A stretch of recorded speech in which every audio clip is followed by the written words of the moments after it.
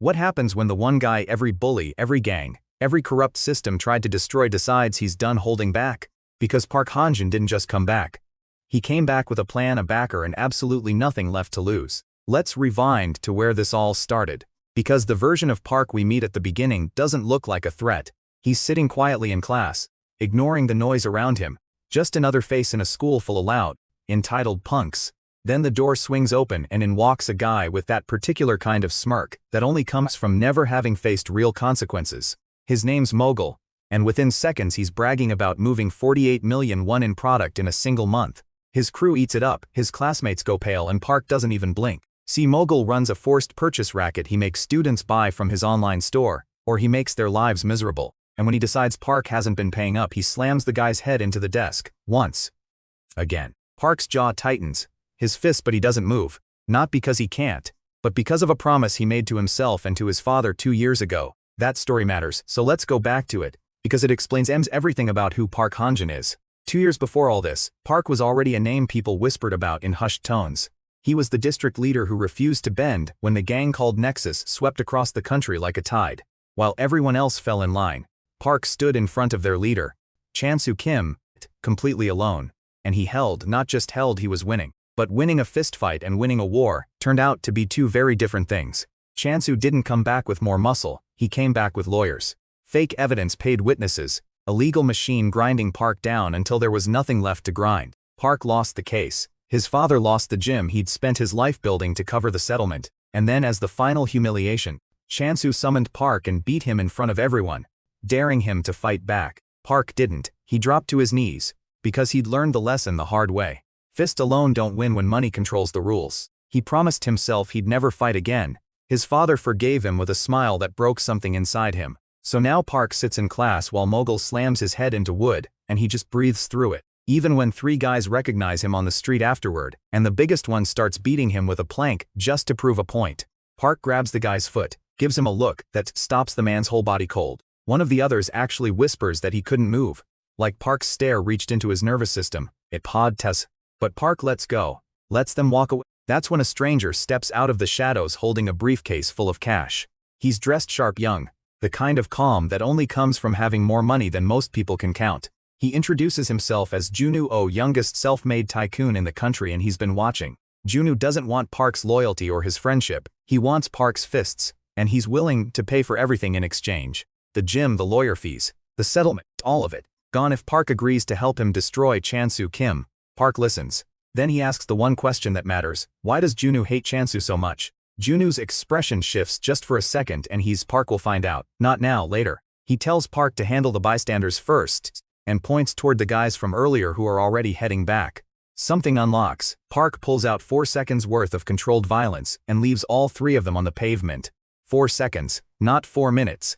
They take their seats in a high-rise somewhere across the city, and the deal is officially on the table. Junu's first order: clean Nexus's small fry out of Park's school before going after the bigger targets. That means Mogul goes first. The next morning Park walks into class like a different person. No more quiet, no more stillness. He walks straight up to Mogul, asks him whether money really is everything in this world, and then answers his own question with one punch. Mogul goes down, the class goes silent, and for the first time in 2 years, Park lets himself believe things might be different. Mogul doesn't see it coming because he thought the math was settled. He had money. Park was broke. End of story. In Mogul's head, the day Park got taken down by lawsuits was the day the food chain got reordered.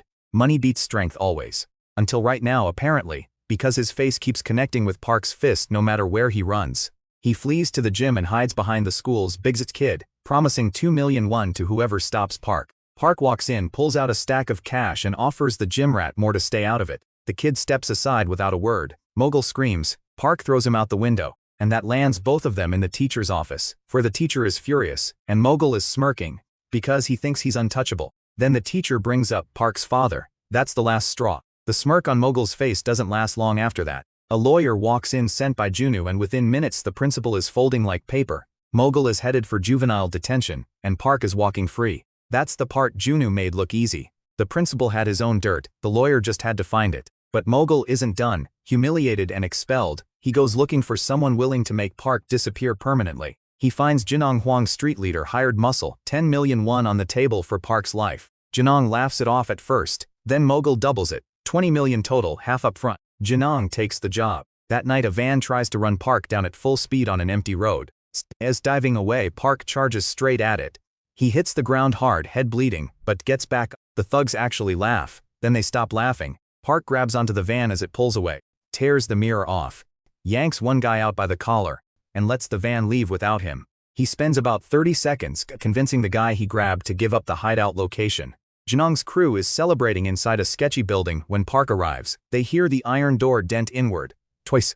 The leader tells everyone to relax, it's an iron door. Park can't break through iron. So Park goes around it, 3 floors up, through the balcony window. He clears the room floor by floor until only Junu is left, and even then it takes Junu trying to jump off the building to escape. Park grabs him by the collar on the way down. Junu pulls a knife, Park lets him go. Junu crashes to the stands up and runs. That's when they find out Junu's father is the chairman of PJ Shipping, and he's the type to make problems disappear. Junu smiles when he hears this. Interest. He meets the chairman at a construction site, and before a single punch is thrown, cancels a shipping deal worth everything to the man's company. The chairman drops to his knees on the concrete, while his armed crew stands around not knowing what to do. Junu's offer, Junu doesn't go to jail. Instead, he works off the damage 50 million worth on his father's sea farming boat. No prison, no violence, just fish for a very long time. That's Junu's version of poetic justice, and it's clear now that this man doesn't just have money, he has imagination. Back in Park's world, things are moving fast. Junu recruits a third member to their operation, a celebrity named Seo Yan Choi. She's sharp, reckless, rides a motorcycle, and has zero patience for anyone's ego, including Junu's. Her job is information. She feeds him intel, they fund her lifestyle, reluctantly on both sides. And Junu has another name in mind for the team, someone from Park's past. Donghan Kim. The guy who fought beside Park 2 years ago, until a dirty trick by a man named Moonyong destroyed his knee and ended everything. Junu wants him back. Park goes quiet when he hears the name, because he knows what Donghan went through and he knows it was partly his fault. But Junu's already done the math. Donghan isn't just tenacious, he's the kind of person who breaks before he bends. That Junu says is rarer than talent. The transfer puts Park inside Donghan's school, a place dominated by Nexus small fry, and a #1 bully named Gyeongcho. Donghan is there, but he's not the same. He's fetching snacks for thugs and getting punched for taking too long.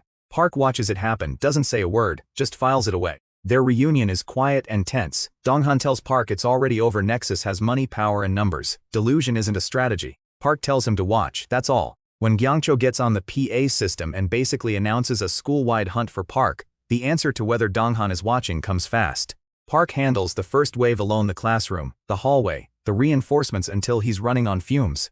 And then Choi shows up at Donghan's desk and tells him, the reason Park is still out there bleeding is because he's trying to prove something to him specifically. Donghan grabs a window wiper and walks out. Together they're unstoppable. Gyeongcho tries to separate them, gets dragged into a locked room with Donghan, and gets systematically dismantled. Broken weapon, tied shirt as a makeshift glove, glass shards, an uppercut that ends the conversation for good. Donghan walks out with a limp and a surgery scheduled, and a doctor who later tells everyone the procedure was a complete success. With the schools cleared and the Dongyan school handled through legal leverage, Junu's machine keeps rolling. Next target, Taisu Choi's in the Jangi chapter, Nexus's financial backbone. A loan shark with 87,000 online followers and a casino empire. But first, a detour through the Incheon chapter, because that situation is about to become very complicated. The Incheon chapter, led by a man named Insu, owes Nexus a mountain of debt. They've been paying it back through honest work, part-time jobs, certifications, slow and grinding progress. When Junu discovers their situation, his first instinct isn't to fight them, it's to understand them. Insu has grit, real grit, the kind you can't manufacture, and Junu files that away for later. Because right now, the Incheon chapter's #2, a man built like a construction crane named Banjung, is about to become very relevant. Let's talk about Insu first, because his story is one of the most quietly devastating things in this entire manhwa. 2 years ago, his older brother, the former leader of Incheon, knelt in front of Park without fighting. Not because he was weak, because kneeling was the only move that kept his people alive. Insu watched it happen and called his brother gutless. He quit boxing. He swore he'd become something different. Then he spent the next 2 years, destroying 27 schools and multiple gangs, all to get strong enough to face Park. When they finally meet inside a distribution warehouses with Junu tied up as bait, Insu is ready. And for the first 8 minutes of that fight, Park can't touch him. Insu's style isn't sport boxing, it's something harder to read. He throws the punch before his body signals it's coming. Park eats hit after hit, and the crowd watching goes quiet because nobody can remember the last time Park looked like this. Junu watches from the corner counting. He'd done research. Park has no formal martial arts training, just brute strength and adaptation. And adaptation takes time. Insu's trying to make sure Park doesn't have. His plan: slowly damage Park with Barental strike. Exhaust him. Then land one decisive hit to finish it. It's a good plan, it almost works. But eventually Park stops trying to dodge and starts letting the hits land on purpose. Reading the patterns, mapping the rhythm, and then he dodges one and grabs Insu's legs, and the whole equation flips. By the time Park lands the decisive strike, Insu is on the ground, understanding something his brother understood 2 years ago. Some people you don't fight to a draw, you fight until you understand why losing isn't the worst outcome. Insu drops to his knees and calls the fight. His crew is furious. Banjung is screaming for them to keep going. Insu tells them to stop. Because he finally knows what his brother felt, and why the weight of protecting everyone sometimes looks like surrender. Junu walks over, punches Insu once for the kidnapping, then tells them their gang's debt to Nexus has been paid in full. He's already covered it, all of it. Then he sends them all a message: tuition covered. Go study. Pay him back someday when you're ready. Insu bows. His crew yells that they're done with Nexus for good, and they're following Insu into whatever comes next. It's not a recruitment moment. It's a turning point, quietly tucked between fight scenes. Now back to Taisu. Because his chapter isn't going to go quietly. Tiyu's empire runs on addiction. His casinos exist to trap people, and his loan shark operation exists to own them afterward. Junu's plan to take him down is almost elegant in how petty it is. Send someone into the casino to win everything by exposing the cheating. The someone is a green-haired kid who lost everything to gambling, someone who knows exactly how rigged the games are. Park comes through the window when the dealer gets caught cheating. One punch. Table flipped. Money claimed. They repeat this, casino by casino, until Tiyu's accounts are bleeding out and his men are furious. Choi meanwhile sells their plan to Tiyu for triple her rate from Junu, then starts a countdown, and before Tiyu can process the betrayal, Park walks through his headquarters door. His 2 hired muscle guys get dismantled. He runs faster. Desperate, Tiyu posts a 2 billion won bounty on Park's head through his online gambling network. 87,000 users, a tiered rewards system for partial efforts. The whole country starts moving. Park gets jumped on the street by a girl with a knife, then a guy with a bat, then a wave of bounty hunters, then a crowd funneling him into a store that turns out to be a Nexus trap. It's chaos, but Park fights through it methodically, piece by piece, and while he's busy, Junu hacks Taiyu's own security cameras. The bounty flips. Suddenly Taiyu's face is on every screen, and the bounty hunters redirect. It's swarmed by the very people his system was supposed to exploit. Park tracks him down anyway, stomps his face once for good measure, and steps back to let the mob handle the rest. Tiyu's chapter is done. His body ends up in a hospital ward where Chansu visits and quietly squeezes his injured hand to remind him who still owns him. The warmth drains out of the room when Chansu smiles like that. Meanwhile, Donghan has recovered. He steps out of the hospital on a Tuesday and finds 3 Nexus punks shaking down a kid for money. He takes them apart before they can even warn their crew, then notices his leg feels off and decides to increase his training weight. Videos of Donghan and Park's fights start circulating online. People are watching. People are starting to believe Nexus can fall, and that's the moment Chansu makes a phone call. He reaches out to Moonyong, the guy who destroyed Donghan's knee 2 years ago, the guy Park never got to properly finish. Moonyong is at a martial arts building. Still training. Still furious. Still convinced he's owed something by the universe.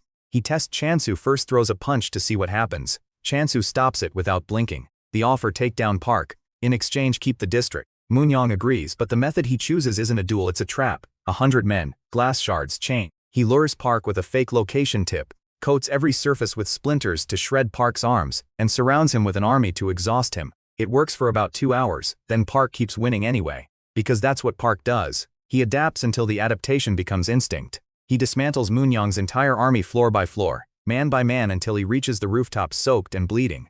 Munchi hits him with a bat, shoves net over him, has his crew pile on, and then Donghan shows up on the back of Choi's motorcycle, lands on the roof in a way that should not be physically possible, and the whole momentum shifts. Side by side they work through what's left.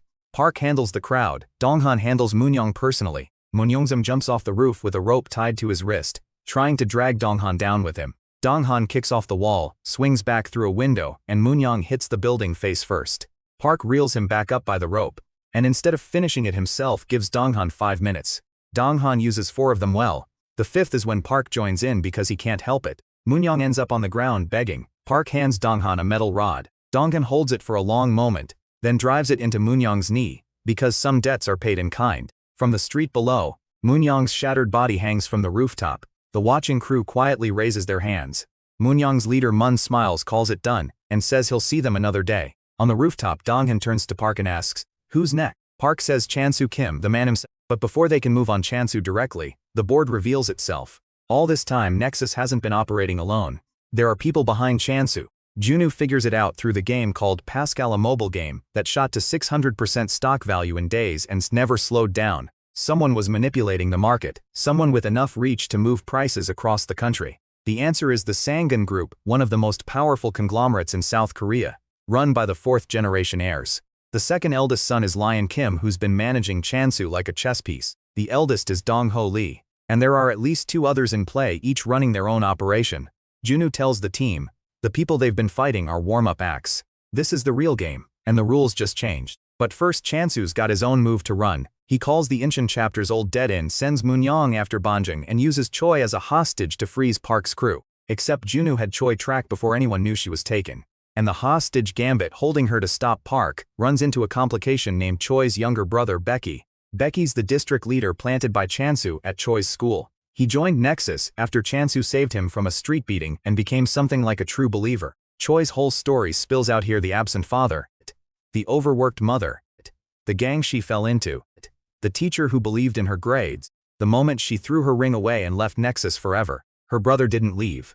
He looked at Chansu saving him from a pile of goons and decided that was the only authority worth following. Don tries to reach him, tells him Chansu is using him for time, not loyalty, that once this is over Becky gets nothing. Becky attacks, gets destroyed, gets up, gets destroyed again, grabs Donghan's leg and refuses to let go. Choi walks over and slaps him, tells him what Nexus did to Park, to Donghan, to Junu's best friend. Becky almost reaches for Dong's outstretched hand, then yanks Donghan forward and attacks one more time. He jumps through a window and vanishes. Choi's upset. Donghan tells her the punch didn't connect. He's more worried about what Chansu does to Becky once he's no longer useful. Meanwhile, Chansu's stock scheme unravels. Junu finds the pattern. Chansu had borrowed shares to sell short, planning to crash the price and buy back cheap. Junu buys against him. The price soars 18% at close. Chansu's traders watch their screens go white. And thus next morning Junu announces Pascal is now partnered with his own corporation. He's not just stopped Chansu's scheme, he's absorbed it. That's when Chansu gathers every chapter leader in a parking lot outside a school and tells them to bring him Park before sundown. A car drives through the building's front doors. Junu gets out laughing. He proposes a 3-on-3 fight instead of a bloodbath. Winner takes everything. Loser walks away. Chansu accepts and adds one condition: if Nexus wins, he wants Park handed directly to him. The match is set. Junu's 3 and Su Donghan, and Park. Chansu's 3 Jihak Mun, and Chansu himself. Jihak goes first. He is enormous. Physically, there is no comparison between him and Insu, and Jihak knows it. He picks Insu up and slams him into the ground. Twice, a third time, the crowd holds their breath. But Junu told Insu there's always a way to defeat a bull, you just have to find it. Insu takes every hit, reads the pattern, and pushes past his own limits until he's moving on pure instinct, no thought, no strategy. Just reflexes sharpened to a razor edge. He drives a knee into Jihak's nose. Jihak catches the knee. And then impossibly, Insu headbutts him anyway, throws dirt in his eyes, and demolishes him with elbow strikes from 6 inches away. Jihak goes down. Insu barely stays upright, and then Mun steps forward and knocks Su out cold, gently, out of respect, so the man can rest. Donghan takes his place, opposite Mun, and it's immediately obvious these two are going to destroy each other. Mun uses Chinese martial arts old school techniques from a family lineage, refined over generations, and every streak lands with brutal precision.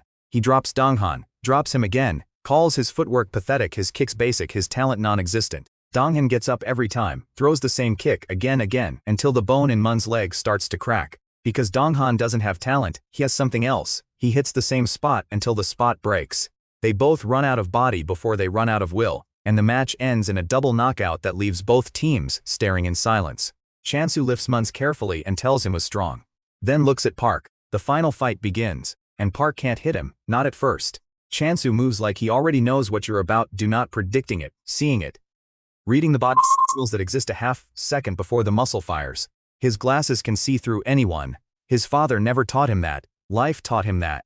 A near-death encounter with a wild dog as a child triggered something in him, a survival mechanism that turned into a combat superpower. He reads Park's every shift, every lean, every breath, and punches the gaps. Park takes damage, then more damage, then he removes his jacket. He was holding back. Not to build suspense, he was literally holding back, because his father taught him not to fight at full power, unless the opponent could handle it. But at some point Park stops caring about that, and the fight changes. He drives a knee into Chansu's stomach and sends him sliding across the floor, then announces he only needs 3 clean hits to end this. Chansu laughs, then barely dodges the next strike a hair's width between his face and impact. The technique Park's father spent days teaching him. Concentrate all force through a single small point, like driving a fist through the back wall of a brick, instead of its face. The first full hit lands. Chansu crashes into debris and spits blood, and for the first time he doesn't feel dread, he feels alive. He charges back in with everything he has, no reading, no predicting, just full commitment. They exchange hits until Chansu lands a palm strike to Park's ear. High pressure, internal damage. Park's balance collapses, his vision spins. Chansu closes in for the finish. Then Park grabs him by the hair. He tells Chansu it doesn't matter if he can't see straight. He has memorized every single detail of Chansu's movements from their first fight. He's replayed it thousands of times. He can feel what's coming before it arrives. The third punch lands. Chansu goes down hard. And that's when Lion Kim steps onto the rooftop and says, "That's enough." He tells Chansu the gang is finished, disbanded right now, by order of someone with more authority than either of them. Chansu drops to his knees, not to Junu, to the man pulling strings above even Nexus. Junu loses it. He screams at Chansu to stand up to beg in front of the people he actually wronged. But Chansu kneels and stays kneeling, and just like that, Nexus dissolves into the air like smoke. The war isn't over, but this chapter of it closes with everyone standing in rain-soaked silence, realizing the enemy they destroyed was never the final boss. In the weeks that follow, the city breathes differently, schools go quiet, Nexus flags come down. But new fighters surface in the vacuum, people who'd been hiding, waiting for someone to clear the throne so they could make a run at it. Junu calls them secondary shocks. Aftershocks from something bigger that hasn't finished moving yet. Among them, a young man named Jong Yoon, freshly returned from Thailand, who learned Muay Thai from his father's employee, and somehow can't walk to a convenience store without accidentally taking over a neighborhood. He comes into Choi's orbit when she mistakes his situation for gang activity, and he nearly fights Donghan over a misunderstanding about a free rice roll. Jong Yoon is strange, earnest, completely sincere, willing to throw hands for anyone he cares about, and completely baffled by why that keeps landing him in trouble. Choi recruits him with 3 sentences and accidentally inherits an entire league of fighters who bow to her because their old captain bowed to him. It somehow works. Meanwhile, Junu finally tells Park the truth about why he hates Chansu. He had a childhood friend named Hayek. They were close enough to call family. Hayek had built a stock trading AI software that could read market patterns and generate recovery plans. When Nexus took over the district after Park fell, Chansu's men started making life difficult for everyone who didn't comply. Junu and Hayek both refused to bend, so Sekus burned Hayek's house down. Then when Junu confronted the gang, they killed his friend and called it settled. Junu found himself alone with Hayek's laptop and nothing left to live for. He logged in to wipe the account, saw the numbers, couldn't process what he was looking at. Hayek's AI had worked, the money was real, and suddenly Junu had a reason not to disappear. He's been spending it, ever since, not on himself, not on comfort, on dismantling the people who took everything from his friend. Park listens to this and says nothing. But something in his posture settles, because now he understands that this isn't just revenge, it's debt, the kind you pay with your whole life. The real enemy reveals itself in layers. First it was Chansu, then Lion Kim, then the name that stops Choi mid-sentence, Dong Ho Lee. 4th-generation heir to the Sangin group.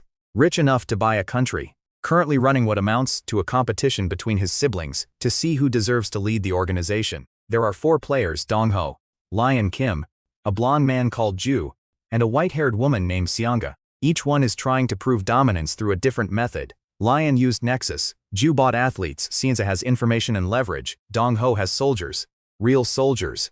A training program called the Elite Unit Fighters, culled from talented youth, and put through years of brutal conditioning until they become human weapons.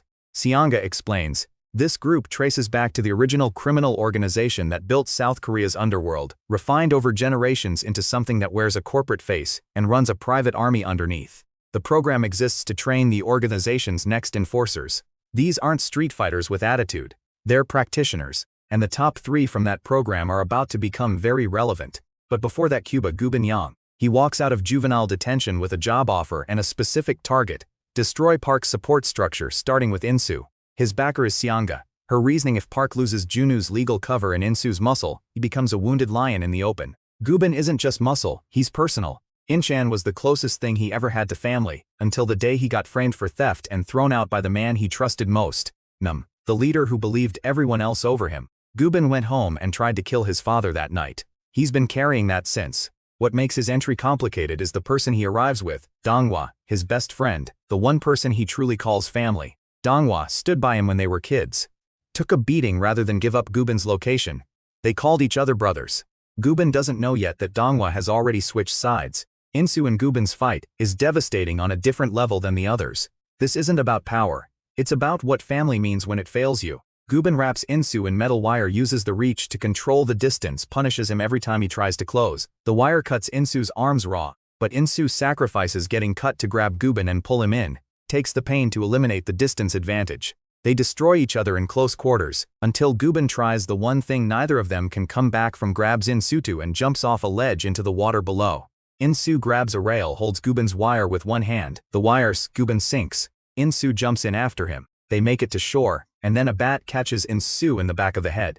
Donghua steps out and tells Gubin he knew the Baldy would chicken out. He's been working for Ju the whole time. Gubin sits with that for a long moment, his brother, the one person he protected everything for, standing over the man who just saved his life. He starts laughing, calls Donghua out. Donghua hits him again and leaves. Meanwhile, Ju's operation goes sideways fast. He buys professional athletes a sprinter, a javelin thrower, a mountain of muscle, and sends them against Park inside a stadium. They're legitimately faster and more technically refined than anyone Park has faced.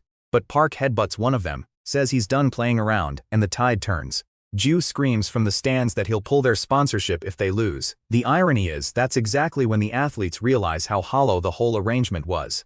Park eventually drags Ju himself onto the field. One punch sends the man over a wall. He grabs a pitching machine and starts firing baseballs at 300 kilometers per hour. Park dodges everyone and finishes the fight by slamming Ju's head into the machine he brought. Ju folds immediately and completely. The stadium clears. Junu's side wins.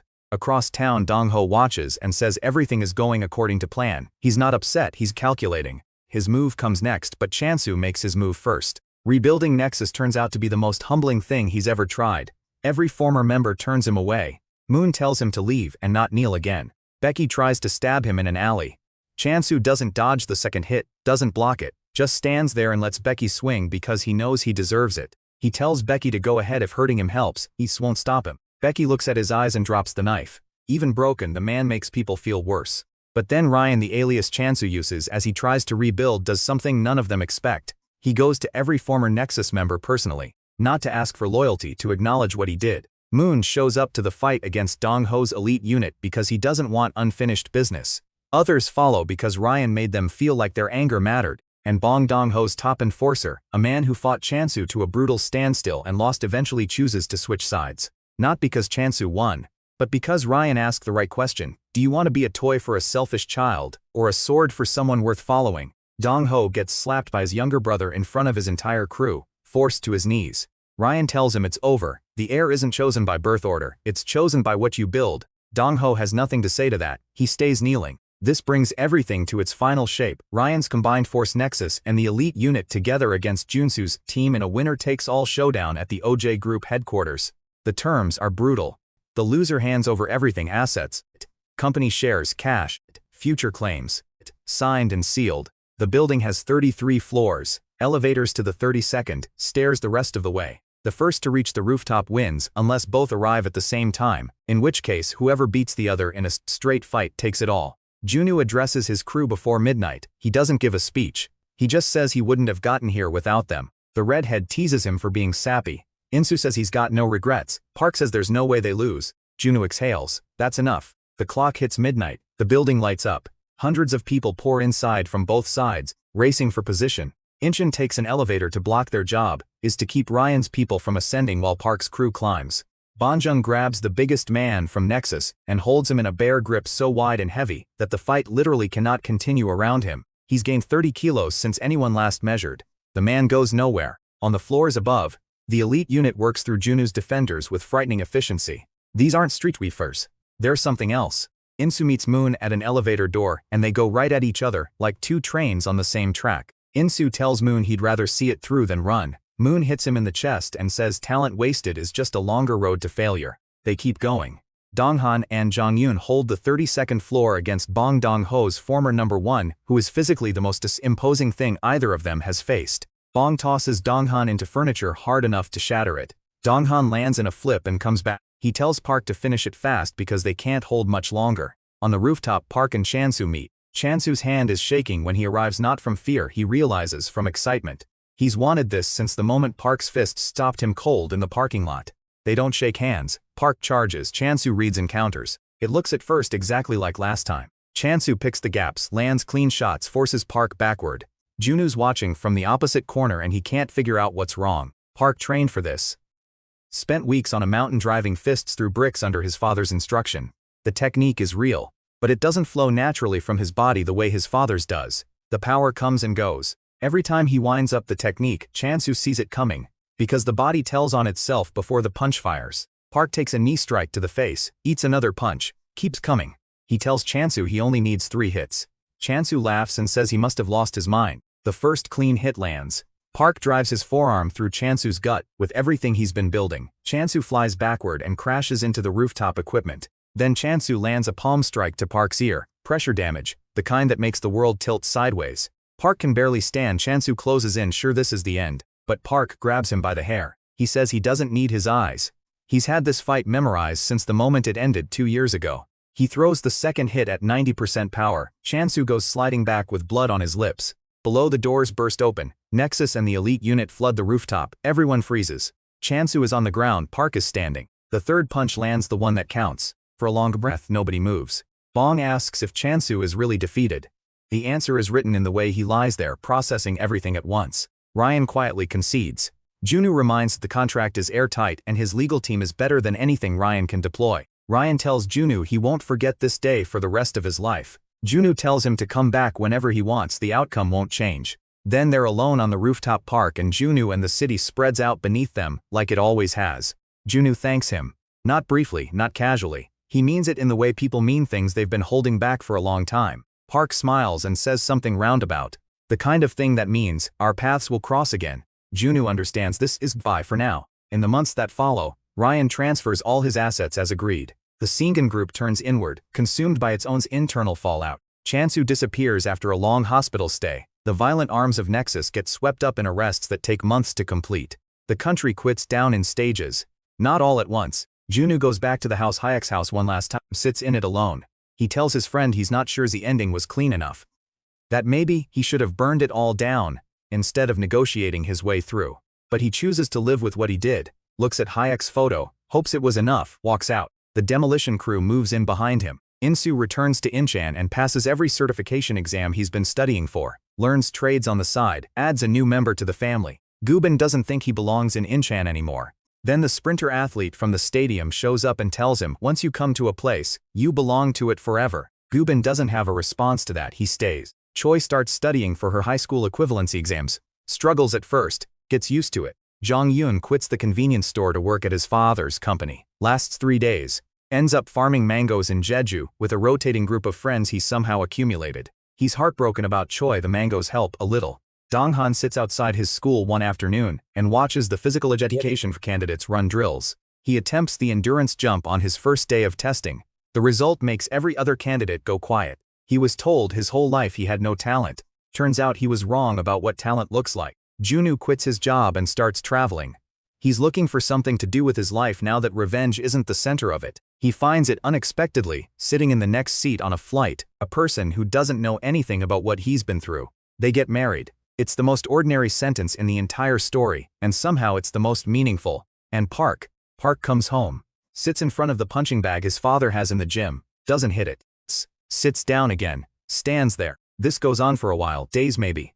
The kind of days that don't have timestamps. And then one morning he walks up to his father and says, I want to become a fighter. His father smiles. Not worried, just smiles. Because he always knew, he just needed his son to say it out loud.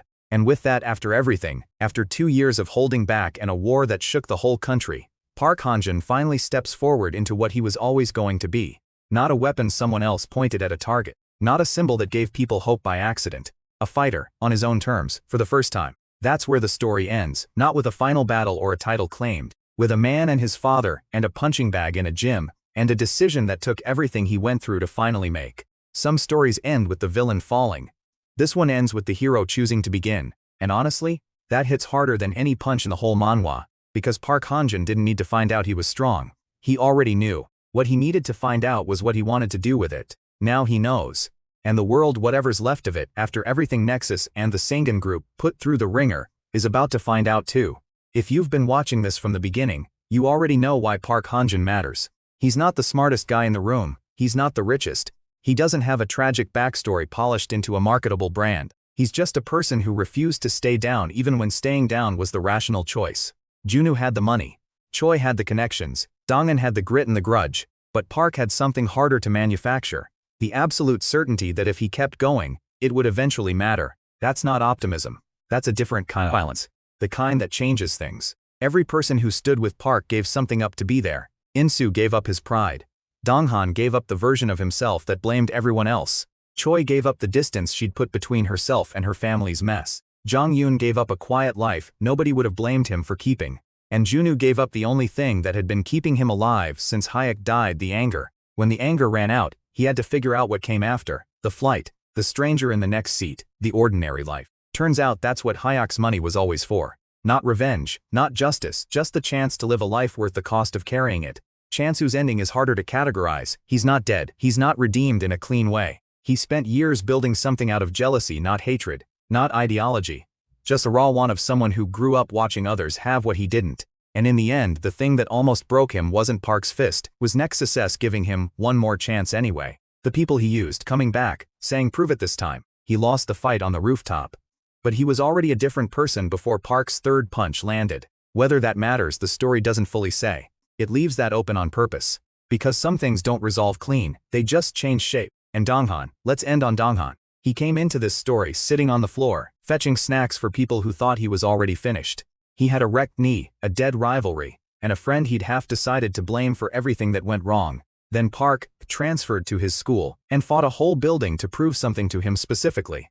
Donghan picked up a window wiper and walked out of his classroom. That's the most important moment in this entire story. Not the biggest fight, not the fanciest technique, just a guy deciding that his friend's belief in him was worth the cost of believing in himself. He trained until his dummy shattered. He fought until his opponent's bone cracked. He stood on a testing field one afternoon and made every other candidate sweat through their shirt. No shortcut, no secret power unlocked. Just showing up until showing up became something worth fearing. That's it. That's the whole thing. Not every story needs a chosen one. Sometimes it just needs someone who refuses to stop. Park Hanjun refused to stop. And because of that, a lot of other people found out they could too.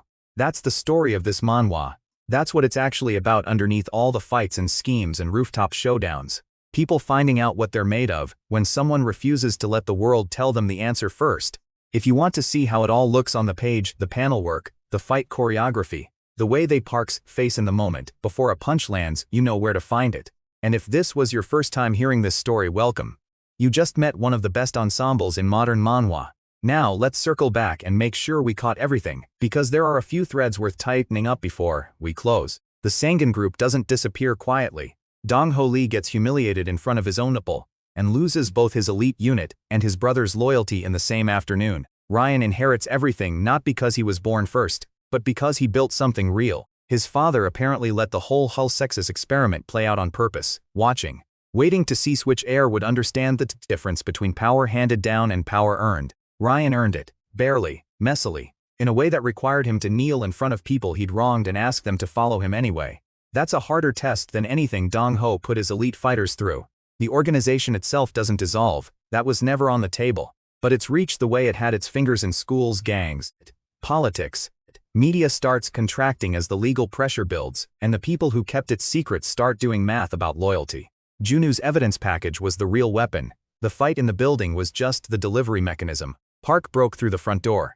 Junu already had the dynamite planted inside. That division of labor Park's body, Junu's brain, is what made them work as a pair from day one. And it's also why Junu knew, even before the final fight, that this was always going to be Park's story to finish. He just needed to be the one who kept the lights on while Park figured out how to end it. Last thing, the teacher. Way back in the beginning, there's a teacher who gets sent to the hospital because Becky Choi's brother decides since the school's staff needed to be reminded who was in charge. That teacher refused to resign, told the students he'd protect them no matter what. He's in the hospital when Choi goes to see him, He's fine, he tells her not to worry about it. That moment is easy to skip over. But it's the reason Choi threw away her ring and walked out of Nexus. One teacher who didn't leave, one adult who showed up. She spent the rest of the story trying to be that for someone else. You don't always need the biggest punch or the best plan. Sometimes you just need to be the person who doesn't leave. Park's father is the other version of that. He turned down every trainer who wanted to develop his son, not because he didn't believe in Park's strength, because he did. And he was terrified of what would happen if that strength was pointed without care. He watched his son carry a war on his back for 2 years without formal training, and his only fear was that the tools would make Park dangerous in the wrong direction. The 2 rules he asked for before they started: never continue hitting someone who's stopped wanting to fight, and use what you learn logically, not just powerfully. Those 2 rules are the difference between a weapon and a fighter. Park gave his word, and then he kept it even when Ju was threatening his future and begging for mercy at the same time. He stopped because he remembered. Then Ju threatened him again, and Park decided the lesson wasn't finished after all. But that's the point. The restraint was real, the line was real, and the choice to cross it when someone deliberately stepped over the line, that was real too. Park isn't a saint. He's a person who chose to have a code, and then chose what to do when someone tried to use that code against him. That's a harder character to write than either a pure hero or a pure weapon, and this manhwa earns it. To recap everything that went down from the top: Park Hanjun broke, promised not to fight, took hits until a stranger with a briefcase gave him a reason to stop taking them. Junu, running his dead friend's money on the longest grudge in Seoul, building an operation out of spite and structure. Choi, former gang member turned celebrity informant turned accidental lady boss of a Jeju-adjacent Muay Thai squad. Dong Han, the guy who walked out with a window wiper and finished the fight with a cracked opponent and a mended friendship. Ins punched his way past his own limits, dropped to his knees when it mattered, and came home. Gubin, the one who stayed in the water too long, found his brother on the wrong side of a bat, and had to rebuild from that. Jong Yoon just wanted to buy ramen in peace, somehow ended up in the final battle for control of a criminal empire, still confused about it. Banjung held one guy in a bear hug long enough to change the outcome of a war. That's it. That's the whole contribution. It counted. Every one of these people gave something up. Every one of them came out the other side with something different than what they started with. Not better necessarily, not fixed, just different, reoriented, pointed in a direction that makes sense now even if it didn't before. That's what this manhwa is offering. Not a fantasy about strength being enough. A story about what strength is actually for. And the answer it lands on quietly without announcement is this: strength is for protecting the people in your corner. For showing up when they need you to walk out a door, for being the person who doesn't leave. Everything else, the rooftop fights, the stock schemes, the iron doors and rooftop landings, that's the vehicle. This is the destination. Alright, we've spent a long time in this world, let's come back up for air and close it out properly. Because there's one more thing worth saying before we go. The first time we see Park in this story, he's sitting quietly while a bully slams his head into a desk. The last time we see him, he's standing in front of a punching bag in his father's gym, finally ready to begin. Those 2 images are the whole story. Everything in between is the distance between them. He didn't change into someone different. He didn't unlock a hidden past or inherit a power or get trained by a legendary master. He just stopped being someone who held back for reasons that no longer applied. That's a quiet kind of transformation. The kind that looks like nothing from the outside, until the moment it looks like everything. Park Hanjun sat in a classrooms, said nothing, did nothing, and then decided not anymore. Not because of the money, not because of Junu's plan, not even entirely because of Chansu or Nexus or the debt owed to his father. Because at some point, the cost of holding back stopped being worth what it was protecting. And the only direction left was forward. That's Park Hanjun, that's the whole story. And it's one worth watching all the way through. Before we wrap completely, there's a detail in the ending that deserves a moment. When Junu and Park are standing alone, on the rooftop after everything is settled, Junu says something he's probably been rehearsing since the night in the alley, when he threw that briefcase of cash on the ground. He says thank you, and means it in a way that carries 2 years, and a dead friend and a borrowed fortune and every single sleepless calculation. Park doesn't say you're welcome. He says something that means, we'll see each other again. Junu knows what that means. This chapter is done. They go their separate ways. Not estranged, not broken. Just finished with this particular version of each other. That's the kind of ending you don't forget easily. Not because it's dramatic, because it's honest about what people are to each other, when a shared purpose runs its course. Some partnerships are built for a single war, and when the war ends, so does the shape they took together. What they built, the friendships, the loyalty, the habits of showing up, those stay. The structure changes. Junu boards a plane and sits next to someone who doesn't know any of this. That stranger becomes his whole future. Park stands in front of a punching bag. His father watches. Something begins. The story doesn't tell us what comes next for either of them in detail. It doesn't need to. Because what comes next is the ordinary kind of life, the kind you only get to have once you've burned through the extraordinary. And both of them earned it. One last thought on Chansu Kim.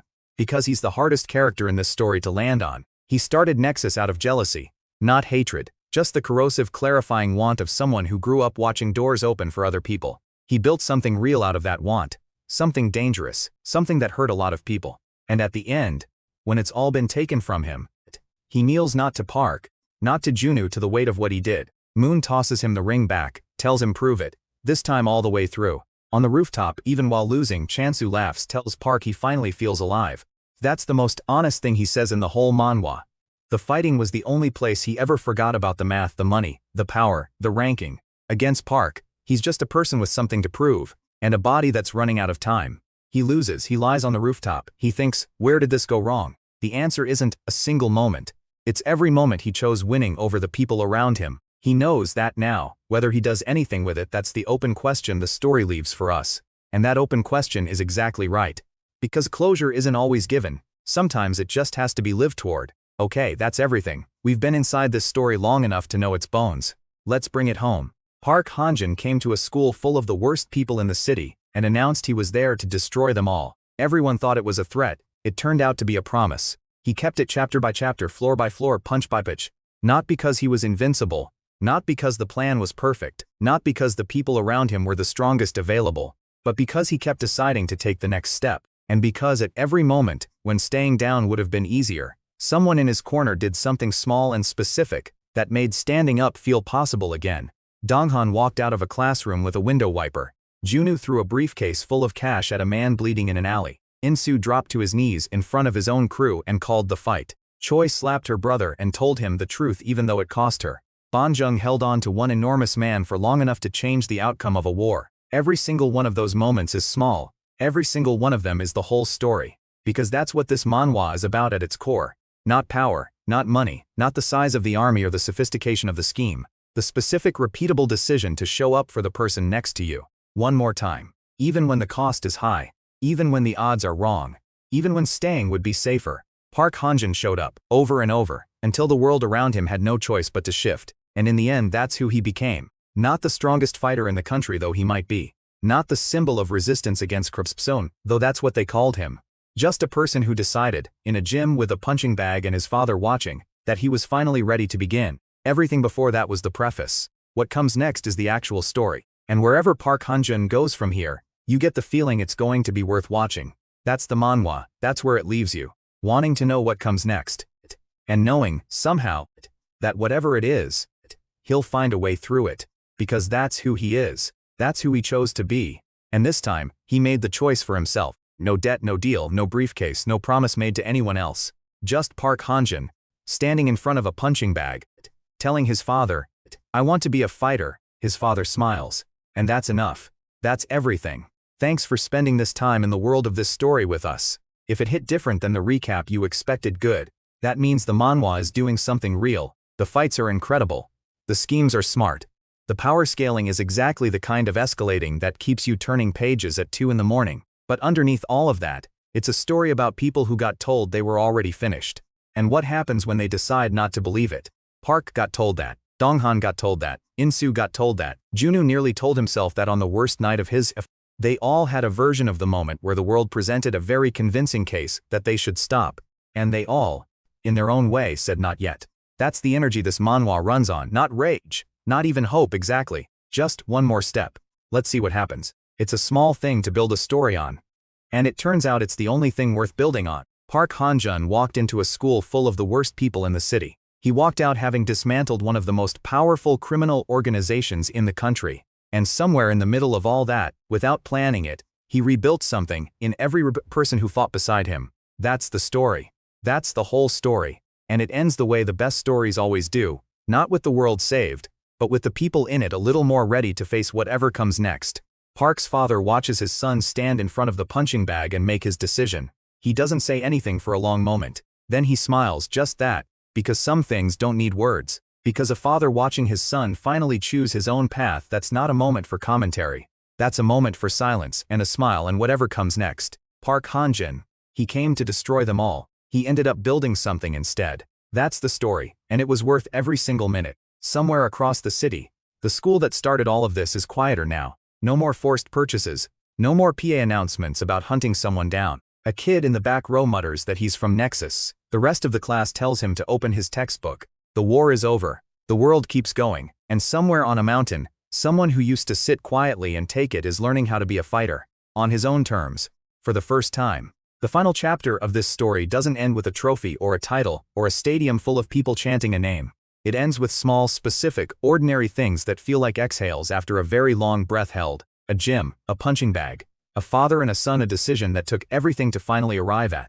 Junu on a plane next to someone who doesn't know his name yet. Donghan clearing a jump that makes other candidates go silent. Insu passing tests he studied for tween fights. Choi memorizing things she used to skip. Jong Yoon surrounded by mangoes and confused friends. Gubin staying somewhere he wasn't sure he was allowed to stay. And someone telling him he's allowed to stay. All of it small, all of it earned. Every person's in Park's corner paid something to be there. Every one of them came out with something they didn't have before. Not power, not money, not a title. Just the particular quiet satisfaction of having seen something through to the end. That's rarer than it sounds. A lot of people start things. Not everyone finishes them. These people finished it. And in finishing it, they made room for whatever comes next. For Donghan, that's a future in athletics no one saw coming, except the old trainer who looked at his legs and cried. For Junu, that's a marriage and a next chapter that has nothing to do with revenge and everything to do with choosing to live. For Choi, that's a diploma and the slow, strange work of becoming someone her brother might one day recognize as the sister who tried to bring him home. For Park, that's a punching bag and a father and a decision made cleanly, without debt or obligation. Just a person choosing what he wants to become, for the first time on his own. That's the gift at the center of this story, buried under all the gang wars and stock schemes and rooftop fights. The idea that at some point, if you're lucky, if you survive long enough, if you have even one person who refuses to leave, you get to choose. Not what happened to you, not what the world decided you were, what you do next. Park Hanjun chose, and the story ends there, right at the moment of choosing, right when it matters most, right before what comes next, which is exactly where a good story should end, not at the finish line, at the starting blocks, not at the victory, at the decision to begin. That's Park Hanjun, that's what this manhwa built toward. And looking back at it from the beginning, the kid sitting quiet in class while a bully slammed his head into a desk, the distance between that moment and this one is enormous. Not in power, in clarity. He always had the strength. He just didn't know what it was for yet. Now he does. And that makes everything that came before it worth it. Every hit he took while holding back. Every moment he swallowed the rage and let something smaller than him think it had won. Every step of this story was him learning what his strength is actually for. And the answer he arrives at standing in his father's gym, ready to begin, is the most important thing this manhwa says. Strength is not for domination, it's not for revenge, not for proving something to anyone who doubted you. Strength is for the people in your corner. For the next person who needs someone to walk out the door first. For showing up one more time even when staying would be easier. Park Hanjun showed up. Every single time. And the world around him is different because of it. Not perfectly. Not without cost. But different, and better. In the specific, unfinished, ongoing way that actually counts. That's the story of Park Hanjun and the people who stood beside him. And it's one of the best things currently running in this genre. If you haven't read it, start at the beginning. If you have, you already know why we spent this long talking about it. Some stories are worth the time. This is one of them. Because it doesn't just give you something to watch. It gives you something to think about on the way home. About what strength is actually for. About what it means to show up. About what happens when one person refuses to stay down. About the ordinary moments: a window wiper, a briefcase of cash, a hand held out in a hallway, a smile from a father in a gym that end up being the hinge points of everything.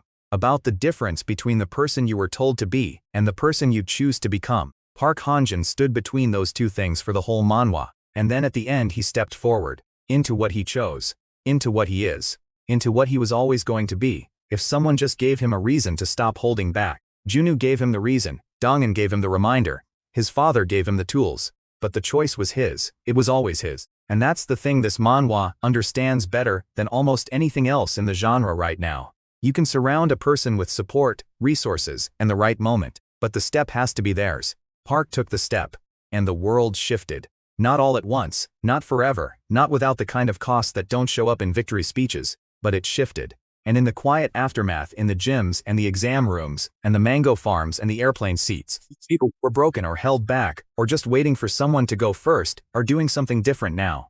Because Park went first. Because Donghan picked up a window wiper. Because Junu spent his dead friend's money on something worth spending it on. Because Insu dropped to his knees and called the fight. Because Choi threw her ring in a trash can and started over. Because all of them in their own way took the step. And now, standing at the end of this story, looking back at where it started, a quiet kid getting his head slammed into a desk while everyone pretended not to watch. It's clear what this manhwa was always building toward. Not the moment the villain falls. The moment the hero chooses to begin. Park Hanjun chose. His father smiled. And that was enough. That was everything. That was the whole story. Not wrapped neatly. Not resolved completely. Not promising that the world is fixed or the future is certain. Just a person standing in a gym finally ready. After everything. Ready to begin. And if you've been watching this all the way to the end, thank you for being here. For sitting with this story long enough to let it say what it actually has to say. Because it's saying something real. Something about what it means to hold back when you don't have to anymore. Something about the specific weight of choosing to go forward, when every sensible version of the situation says stay. Park Hanjun went forward. Every time, in every hall, on every floor, and every rooftop. And in the end, in the quietest moment of the whole story, he went forward one more time, into a gym toward a punching bag with his father watching, and said out loud finally what he'd always been. A fighter. On his terms. For the first time. That's Park Hanjun, and that's exactly where his real story begins.